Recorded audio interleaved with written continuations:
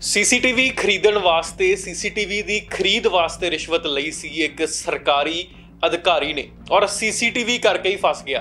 किस तरह ये जानना जरूरी है। राजस्थान नाल ताल्लुक रखती है खबर।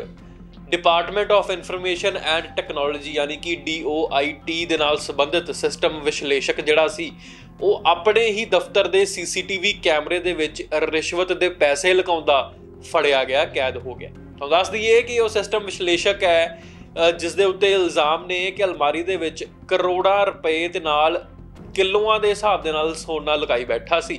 जदों एंटी करप्शन ब्यूरो की रेड वजदी है तो उदों मौके ते ही ये सारी बरामदगी हुंदी है।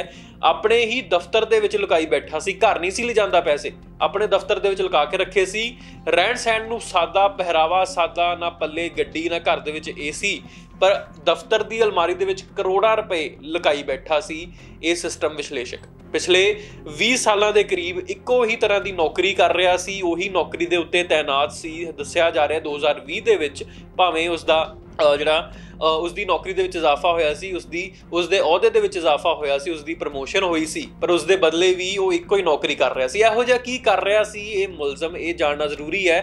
राजस्थान दे जयपुर दे नाल ताल्लुक रखण वाला DOIT department of information and technology यानी कि IT विभाग दे विच सिस्टम विश्लेषक सीगा और सिस्टम विश्लेषक दे वजों भी जिहड़ी खरीद विभाग हैगा IT दा उस दे विच खास तौर ते एक्टिव सी, उस विभाग दे विच काम कर रहा सी।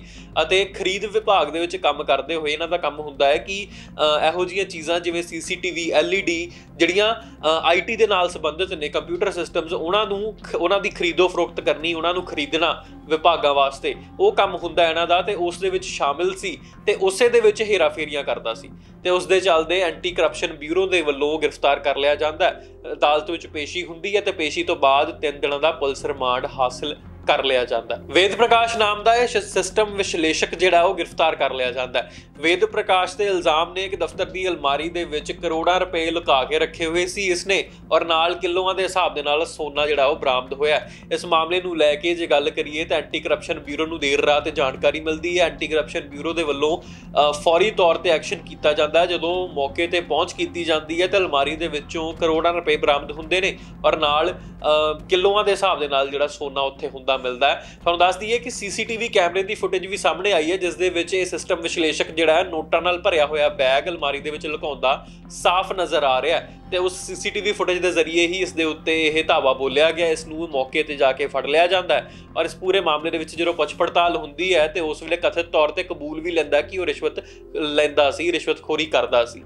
दस्सिया जा रहा है कि सिस्टम विश्लेषक जिहड़ा खरीद विभाग दे विच है इन्हां दी एक कमेटी बनी हुई है, इन्हां दी एक अंदरून मैंबरी कमेटी बनी हुई है जिहड़ी कमेटी 2% कमीशन लैंदी है। यानी कि इन्हां दे तल्लुक दे विच कई इहो जिहियां कंपनियां ने जिहड़ियां CCTVs LEDs इदां दी चीज़ां वेचदियां ने और इन्हां नूं कमीशन दिंदियां ने ताकि साडे कोलों माल खरीदण।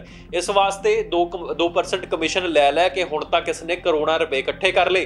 जदों नोटबंदी का दौर सी उस वेले पैसे दे के ते सोना लै लिया, यानी कि सोना भी अपने कोल इकट्ठा करके रखिया ताकि आउण वाले वक्त दे विच कोई मुसीबत ना झलनी पवे। यानी कि जिहड़ियां सोने दीयां इट्टां ने वो भी अलमारी दे विचों बरामद होईयां ने। वेद प्रकाश जिहड़ा अपने आप विच सादा बनदा, सादा पहरावा ते सादा जीवन जिउंदा और ओले होके इहो जिहे कारनामे करदा है जिहड़े विच करोड़ां रुपए रिश्वत लैके जमा करी फिरदा सी, घर नहीं सी लिजाउंदा, दफ्तर दे विच ही जमा करी फिरदा सी और नाल दी नाल सोना भी जिहड़ा इस दे कोलों खासा बरामद होया। इस मामले नूं लैके एंटी करप्शन ब्यूरो ने गिरफ्तार कर लिया, रिमांड ते चक लिया ते हुण अगांह दी कार्रवाई जिहड़ी आ ओह कीती जा रही है। हैरत की गल यह है कि जिहड़ा अपने आप विच इन्ना सादा बनदा है और पिछले 20 सालों तो इक्को ही नौकरी करदा पिया, इक्को अहुदे ते तैनात है ते उसे नौकरी दे विच काम करते हुए करोड़ां रुपए की जिहड़ी जमा पूंजी इकट्ठी करी फिरदा सी, रिश्वत लै के पैसे इकट्ठे करी फिरदा सी। जदों एंटी करप्शन ब्यूरो नूं इसदा पता लग्या तो मौके ते पहुंच के ही गिरफ्तार कर लिया जाता है ते अदालत च पेश करके 3 दिनों का रिमांड ले लिया जाता। हुण अगांह की कार्रवाई होवेगी वो वेखना होवेगा। बने रहो वन इंडिया पंजाबी ते पल पल की जानकारी दिंदे रहांगे। Subscribe to One India channel and never miss an update.